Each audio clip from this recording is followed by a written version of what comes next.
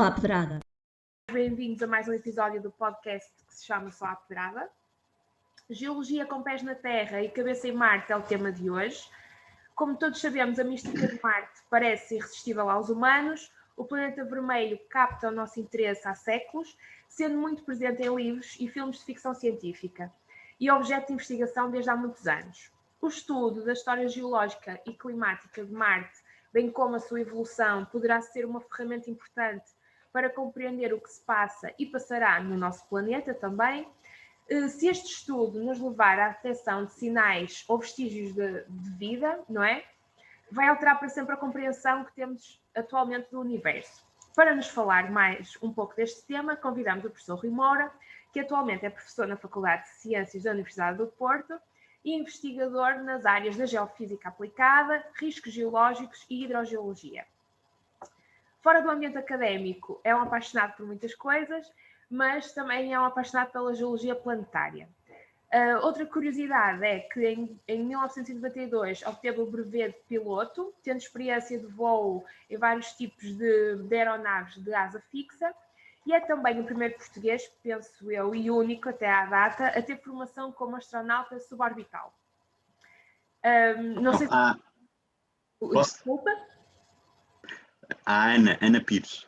Ana Pires, pronto, ok, informação errada. A Ana Pires também já tem esta formação. Então a primeira pergunta seria muito relacionada com isto, que é: a paixão pelo espaço é evidente no seu currículo. Como é que um professor de Geologia passa das aulas na faculdade para um curso de formação como astronauta suborbital nos Estados Unidos da América? Bom, antes de mais, obrigado pelo convite. É sempre um prazer falar convosco e para vocês. É mais uma conversa. Como é que surgiu? Bem, eu tinha ouvido falar de um curso, de um projeto. Era mais um projeto propriamente um curso. Portanto, era um projeto cujo estudo inicial era o estudo da alta atmosfera. E quando estamos a falar da alta atmosfera, estamos a falar da mesosfera, portanto, que é a última camada que contacta com outra parte da atmosfera, mas que já é considerado espaço. Portanto, a atmosfera não é só a parte onde há ar, não é? Ou seja, onde a aerodinâmica vigora. Apesar da aerodinâmica na mesosfera é quase ténue, é algo onde só aviões, chamados aviões foguete ou aviões hipersónicos voam. Os aviões que respiram ar, ou seja, que precisam de oxigênio para voar, precisam sempre de voar no máximo dos máximos na estratosfera. Portanto, estamos a falar até aos 20 e tal, 30 km no máximo. Okay. Para cima disso, há toda uma camada da atmosfera terrestre que é a terra de ninguém, não é? E, portanto, este projeto tem objetivos de estudar a mesosfera. Estamos a falar de 80, 82, 83 km de altitude, uma camada muito particular onde se desenvolvem nuvens chamadas nuvens noctilucentes. Essas nuvens são nuvens, também se chamam nuvens do espaço. Não é? Todas as nossas nuvens desenvolvem-se até à estratosfera, no máximo dos máximos. Okay. Portanto, estamos a falar muito inferior, até uns 20 km no máximo. Está errado nesse valor, mas pronto. A maior parte das nuvens que nós conhecemos até são muito mais baixas. Estamos a falar dos cirros, que são aquelas que nós vemos regularmente, são as mais altas. Este projeto pretendia estudar o desenvolvimento e a origem das nuvens noctilucentes, porque são nuvens que aparecem só em latitudes superiores a 55, 50 e tal graus, portanto estamos a falar Noruegas, Suécias, Canadá, Alasca, não é? Por aí. Essas nuvens podem ter uma origem extraterrestre, ou seja, pó, poeira de meteoros e meteoritos, não é?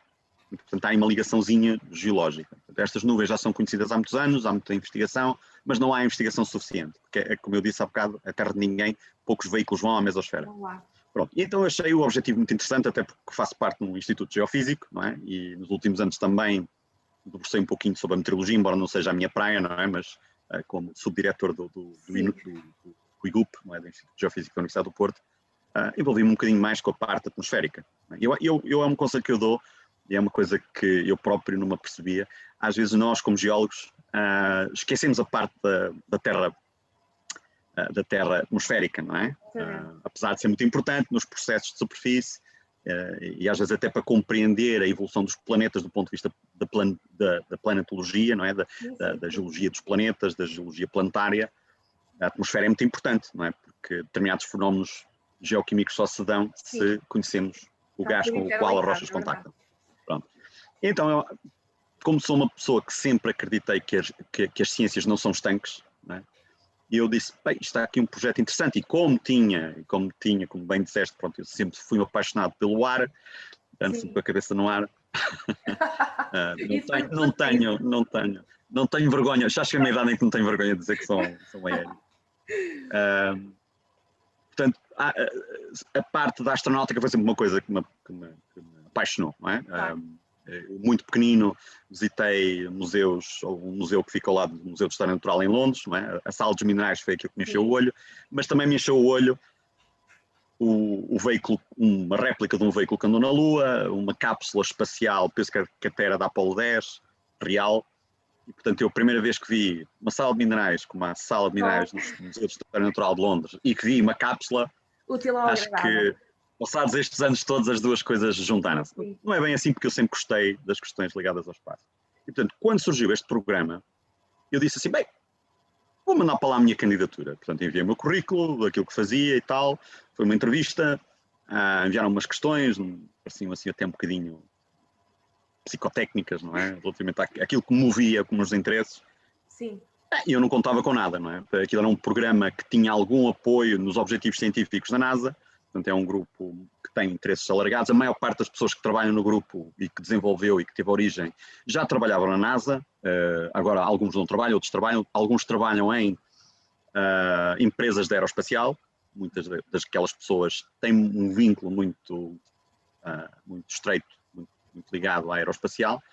E disse, olha, aqui está uma oportunidade, se eu conseguir, se eles me acharem piada, está uma oportunidade para eu continuar a aprender, porque eu também nunca entendi que a vida fosse para tirarmos um curso e ficarmos por aí.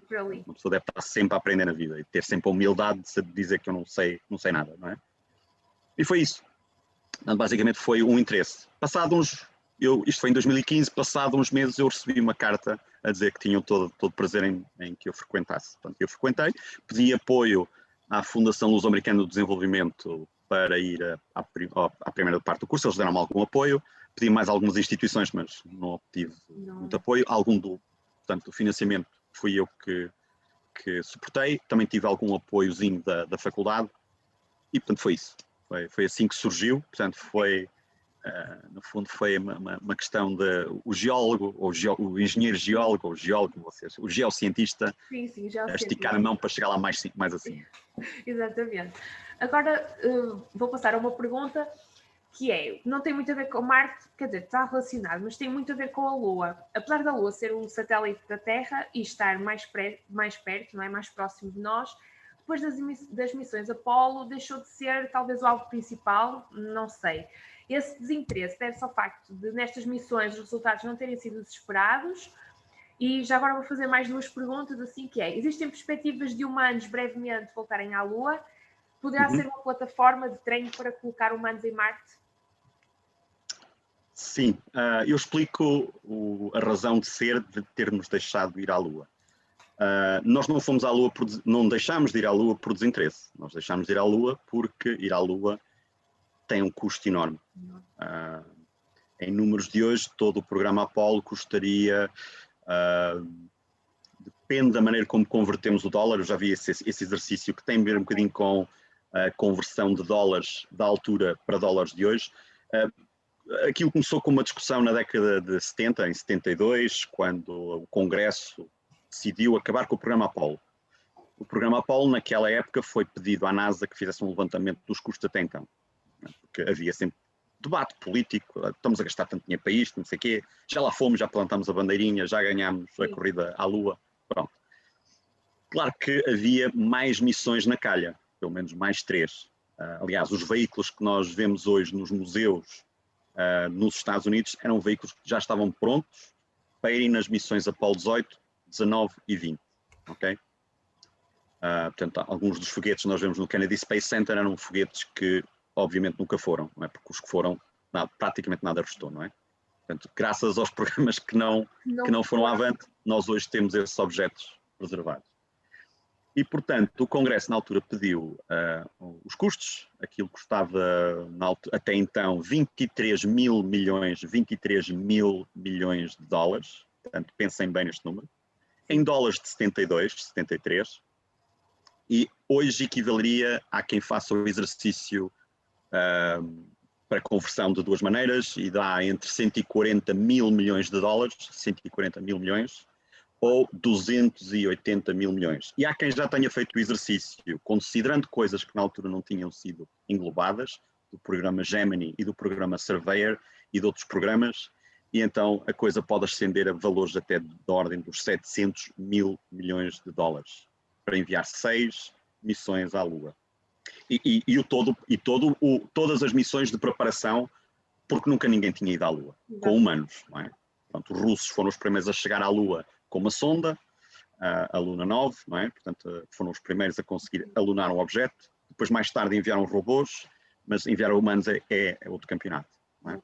Portanto, todas as missões Apollo para nós, e eu costumo dizer isso já há muitos anos, as missões Apollo, se nós pensarmos nos PADs, nos projetos, naquilo, toda aquela carga burocrática que me irrita solenemente, eu aqui, já que isto fica gravado, eu acho que por vezes eu fico com a sensação que custa mais justificar ir e fazer do que fazer. Não é? Exatamente. Isto é uma parte, fica aqui. Mas é uma parte que todos concordamos, quer dizer, pelo menos também.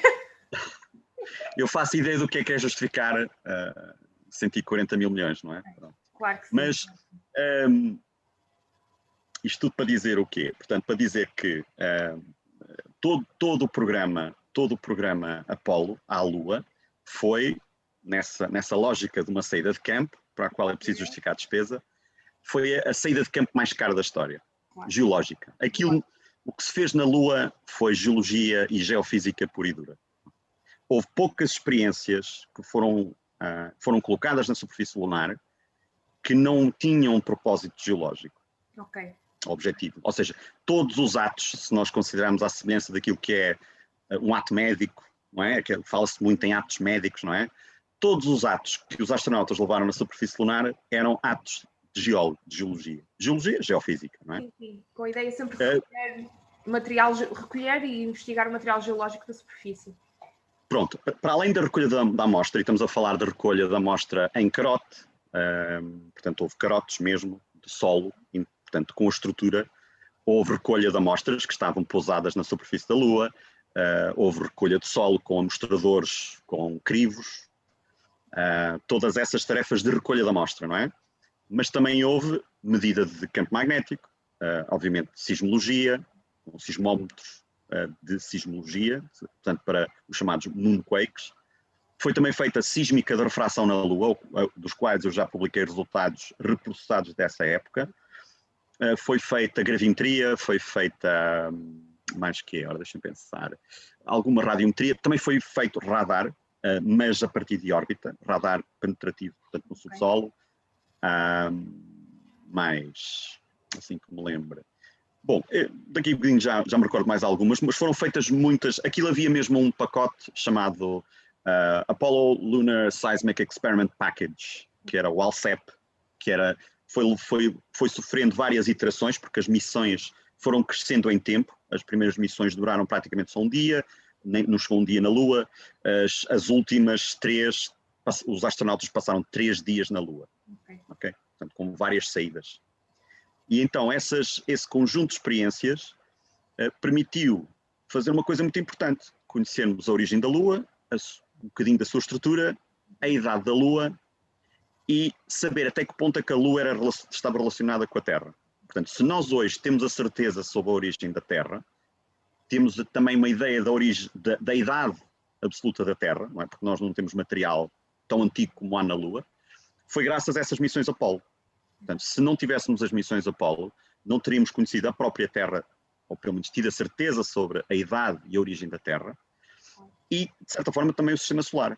Portanto, foi muito importante nós termos levado humanos à Lua, porque, só para terem uma comparação, houve missões robóticas de recolha da amostra, portanto, de recolha da amostra geológica, solo, da Lua, por missões soviéticas, e trouxeram cá conseguiram devolver apenas umas centenas de gramas de solo. Ao passo que o total de amostras recolhidas na superfície da Lua, e estou a falar de amostras de rocha e solo, ou rególito, não é bem solo, o termo correto é rególito, portanto o rególito e o solo totalizaram cerca de 100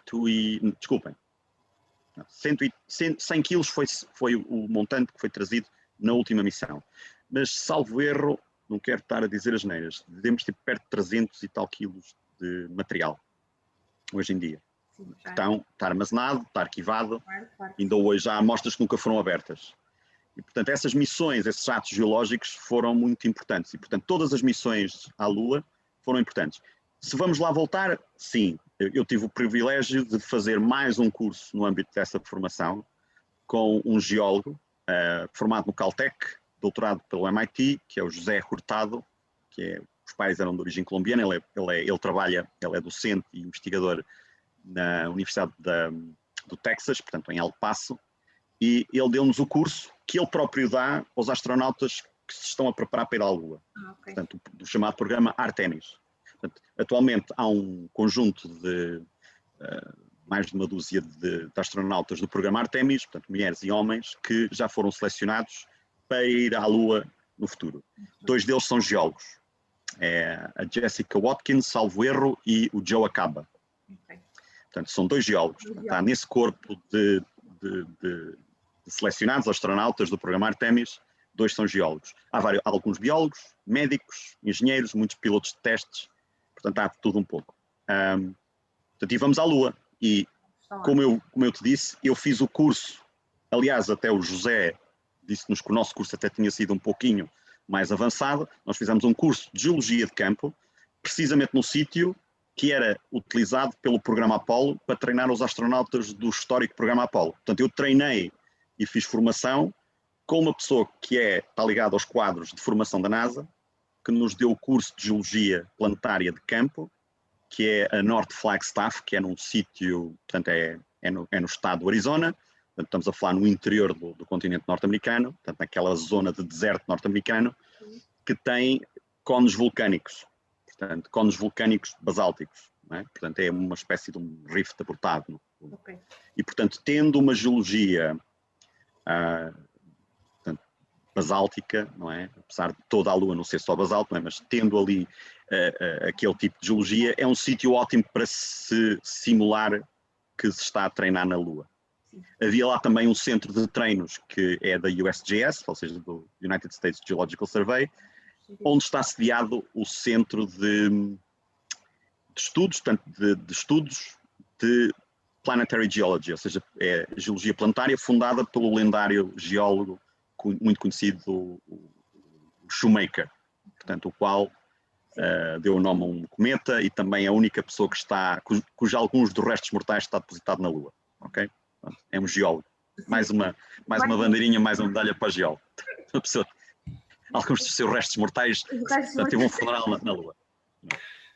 Professor, agora portanto, nós vamos voltar à Lua. Tudo para dizer que nós vamos voltar à Lua. Os astronautas atuais estão a treinar para ir à Lua e vamos à Lua de certeza. É muito caro, como já vos disse. Já deu para perceber, claro que sim. E é muito importante. E o facto de ter sido muito caro foi a razão de ser do fim do programa. Aquilo que se fez foi fazer uma coisa que eventualmente poderei falar mais tarde.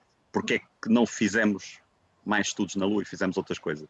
Ok, professor. Agora vamos só passar aqui a uma pergunta mesmo sobre Marte, não é? Que é assim o nosso tema, que é dos dados recebidos pelas sondas e robôs que têm explorado Marte, sabe-se que foi encontrada água no estado sólido e alguns vestígios de atividade de micro-organismos.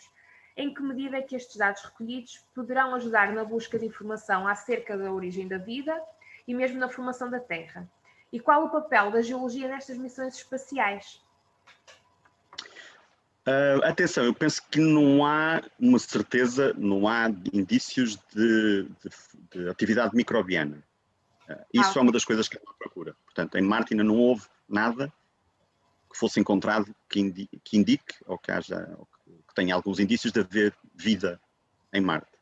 Antes fosse, não é? Mas isso é um dos objetivos. É um dos objetivos que procuram. Há sim indícios de que no passado Marte teve água, teve oceanos.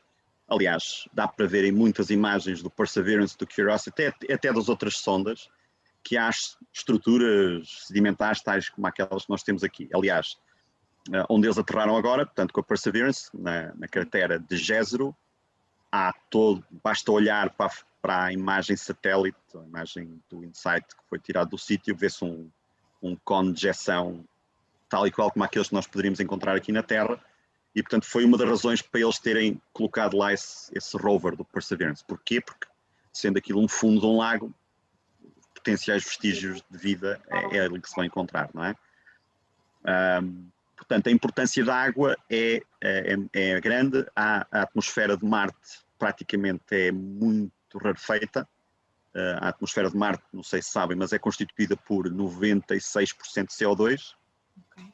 E o pouco CO2 que existe só numa pressão à superfície de tipo 6 milibares, em média, à superfície. Portanto, só para situar, nós aqui, onde nós estamos, aqui no Porto, nós devemos ter à volta dos 1000 e tal milibares, ou seja, a coluna da atmosfera que está acima de nós está a exercer uma pressão, ou seja, a quantidade de gás que existe aqui exerce sobre nós uma pressão na ordem dos 1000 e tal milibares, às vezes num dia mau de chuva, a pressão desce abaixo dos 1000, pronto. Mas estamos a falar de 3 ordens de grandeza acima, não é? A superfície de Marte tem 6 milibares, ou seja, a atmosfera, para além de ser só praticamente CO2, tem uma densidade muito baixa, ou seja, praticamente não há atmosfera. Há atmosfera, pronto. Tanto há que o Ingenuity voou, não é? Sim, mas ele voa com pás que rodam muito mais rápidos que um drone, um helicóptero normal, tem umas pás desenhadas para aquela densidade e tem uma gravidade que é 1/3 daqui, portanto, para ele voar não precisa de esforçar tanto. Sim, sim. E, portanto, isso é a história daquilo que se está à procura. Está-se à procura de água. Há, sim, de facto, vestígios de água, gelo. Há também algum gelo, é preciso não confundir. Às vezes, quando nós vemos gelo na superfície de Marte, algum desse gelo não é de água, é de CO2. Okay. Portanto, há gelo de água, que já foi encontrada por uma missão que foi, penso que foi a Phoenix. A Phoenix aterrou num sítio perto do polo, um dos polos, penso que é o Polo Sul, e descobriu, nos intervalos, nos interstícios daquele rególito, gelo a sair. E era gelo de água. Mas a maior parte do gelo até é de gelo CO2, não é? Porque sendo a atmosfera rica em CO2... Sim, é normal. Portanto, a história de Marte foi de um planeta que morreu, não é? Morreu do ponto de vista de perder a sua atmosfera. Eventualmente, há quem diga que terá a ver com a perda do seu campo magnético. Portanto, o campo magnético desaparecendo fica mais sujeito aos efeitos do vento solar e eventualmente não se sabe, não há certeza absoluta, mas de certa forma o planeta foi perdendo a sua atmosfera e perdendo a sua atmosfera eventualmente perdeu a sua água também. Alguma da água também pode estar ainda armazenada na estrutura dos minerais de argila. Existem muitos minerais de argila, tal como na Terra, aquela panóplia enorme de minerais de argila existem em Marte. Nós sabemos hoje porque existem detecção remota e alguns dos rovers levam difração de raio-x e outros métodos analíticos. Como se e nós conseguimos foto aqui para identificar os minerais de argila. Exatamente, portanto o Perseverance e o Curiosity são uma espécie de geólogos tipo canivete suíço, autónomos, que andam lá, porque a suíte de instrumentos que eles levam é enorme e praticamente aquilo é um laboratório de geologia. O Perseverance mais ainda, porque o Perseverance agora tem uma broca, consegue furar, vai recolher uns testemunhos, vai deixá-los espalhados pelo chão, por incrível que pareça, mais tarde. Okay. E há de vir uma missão no futuro que vai recolher uns tubinhos, do tamanho daqueles tubinhos tipo cigarro, não sei se estão a ver aqueles cigarros, não é cigarros, os cigarros tipo cubanos, não é? Que normalmente têm um tubo, não é? Portanto, há de haver uns invólucros especiais que guardam esses tarolos. Há de haver uma missão robótica com um robô mais pequeno que vai recolher esses tarolos nas coordenadas XYZ onde foram depositados, vai levá-los a um foguetezinho e esse foguetezinho vai levá-los para a órbita, de órbita a transferi-los para outra nave que há de vir de regresso à Terra. Exatamente. E isso, quando eu estava a falar, leva-nos à próxima questão, que é, pelo menos para mim é uma curiosidade, não é? E que é para o comum mortal as viagens com humanos e mesmo sem humanos é uma coisa um bocadinho megalómana e nós vemos é mais ficção científica. E então eu queria saber quais são os desafios de ir e voltar, não é? Com humanos ou mesmo com só equipamentos, como têm sido estas últimas missões, um bocadinho quais são os desafios destas viagens. Bom, para humanos é enorme.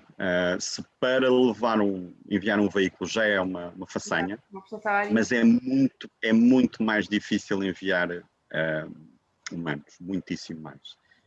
Os humanos têm fisiologia, vivem, precisam beber, precisam de estar bem de saúde. E há uma coisa que eu aprendi nos cursos, porque eu tive vários cursos daquilo que se chama fisiologia aeroespacial, ou seja, as transformações do corpo devido a isso. E agora voltando àquilo que eu disse no final daquela questão sobre a Lua, eu remato ali com esta, é que nós deixámos de ir à Lua porque de repente a União Soviética estava a investir numa coisa. O que estava a acontecer era que havia uma perspectiva de ter tripulações de forma prolongada no espaço. E eles perceberam que não era fácil viver no espaço por períodos prolongados. Há transformações no corpo ao nível, já ouviram falar certamente da densidade de massa óssea. Sim. Não sei se sabem, mas nós perdemos cerca de 1% por mês no espaço. Ok? Portanto, imaginem, ou seja, é uma pessoa em osteoporose, não é? Em condição avançada de vida. Há a maneira de mitigar isso e há pessoas que geneticamente perdem menos, mas pode chegar a 1%. Ok? Portanto, isso depois também é uma questão ainda complexa. Nós perdemos a acuidade visual.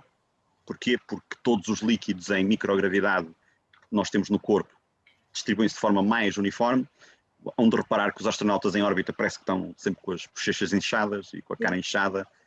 Tem a ver com essa redistribuição dos líquidos corporais. Nós na Terra, nós não nos apercebemos, mas a maior parte dos líquidos, a linfa, o sangue, tem tendência para descer para a parte inferior do nosso corpo. As nossas pernas são um enorme reservatório de sangue também.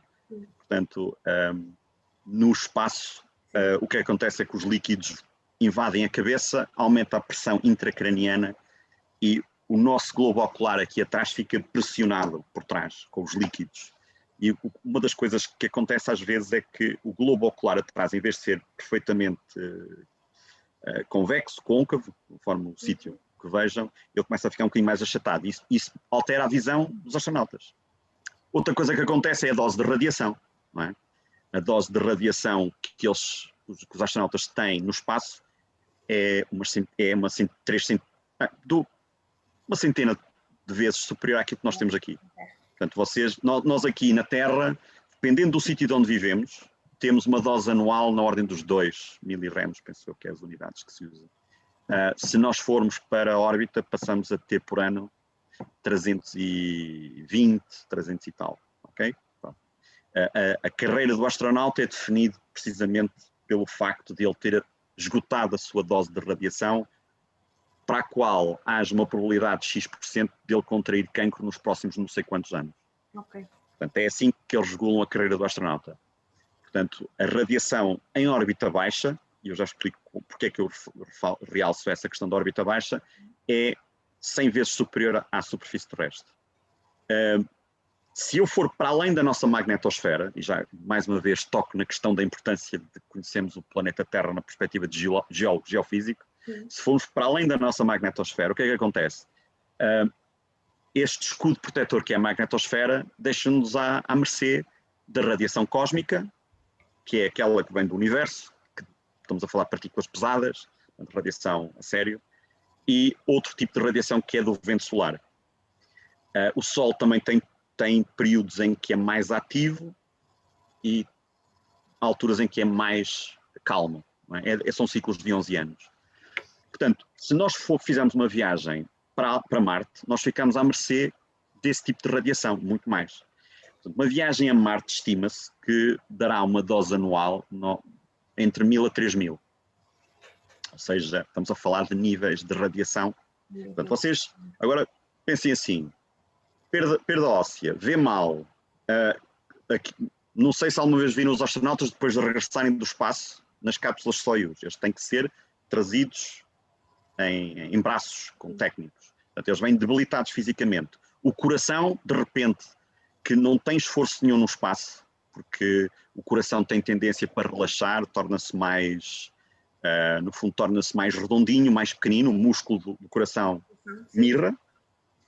A pessoa depois, quando regressa a um ambiente de gravidade, ele não tem momentaneamente, assim, de repente, capacidade para recuperar, tem que passar algumas semanas, se calhar até um mês ou 2, não é? Ele está debilitado. Para além disso, ainda há atrofia muscular. Portanto, vocês imaginem, vocês acabaram de ir para Marte para fazer uma saída de campo, não é? Sim.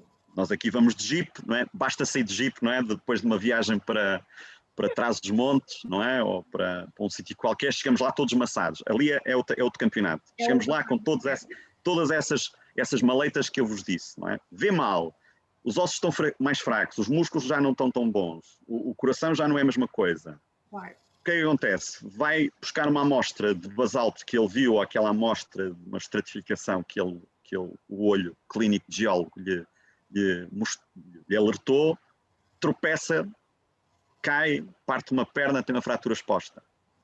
Não há nada que o safe, não é? Portanto, isto no campo da segurança e da avaliação do risco das coisas, claro, é uma viagem difícil, porque eu ainda não disse, uma viagem daqui a Marte são no mínimo 7 meses, neste momento com a tecnologia de propulsão que temos, são 7 meses.